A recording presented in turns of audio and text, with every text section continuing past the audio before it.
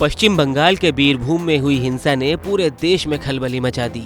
राजनीतिक दल लगातार हो हंगामा कर रहे हैं। प्रधानमंत्री नरेंद्र मोदी बुधवार को पश्चिम बंगाल के बीजेपी सांसदों से मुलाकात करेंगे और वहां के हालात के बारे में जानकारी लेंगे। बताया जा रहा है कि इस हिंसा में 9 लोगों की जान चली गई, जिसमें 2 बच्चे भी शामिल हैं।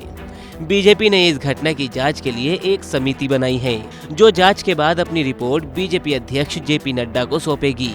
इस रिपोर्ट के आधार पर पार्टी पश्चिम बंगाल में राष्ट्रपति शासन लगाने की मांग करेगी। इस समिति में 4 रिटायर्ड आईपीएस अधिकारी समेत कुल 5 सदस्यों को रखा गया है।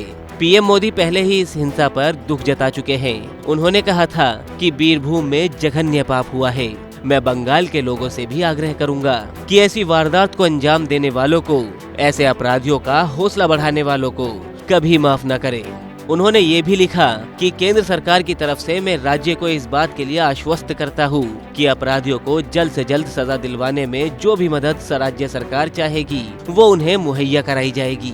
मामले में बीजेपी का ये भी आरोप है कि पश्चिम बंगाल में पिछले साल हुए विधानसभा चुनाव के बाद से हिंसा और अराजकता काफी बढ़ चुकी है। इस पूरे मामले में बीजेपी ममता सरकार पर हमलावर है। पश्चिम बंगाल के विधानसभा में कार्रवाई के दौरान इसी मामले पर झड़प भी हुई, जिसमें कई बीजेपी विधायकों के घायल होने की भी खबर है। बीजेपी इस पूरे मामले को पिछले विधानसभा चुनाव से भी जोड़कर देख रही है। एनसीआरबी की रिपोर्ट की माने तो 2019 के लोकसभा चुनाव के बाद राजनीतिक हिंसा में बंगाल में 12 लोगों की जान चली गई थी, जबकि 2019 से 2020 के बीच बीजेपी के 130 नेताओं और कार्यकर्ताओं की हत्या हुई थी।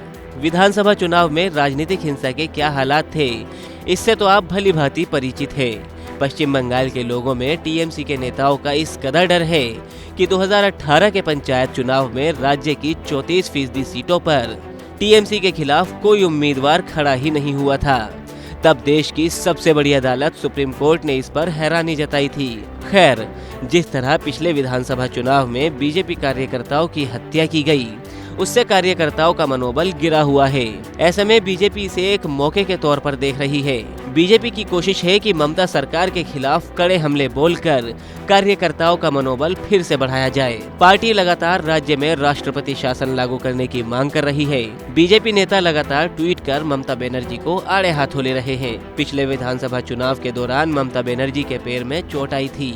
उन्होंने इसे खुद पर हमला बताते हुए कहा था कि भारत में लोकतंत्र खतरे में है। ऐसे में बीरभूम हिंसा में जिस तरह से लोगों की जान गई, ये अपने आप में कई सवाल खड़े करता है।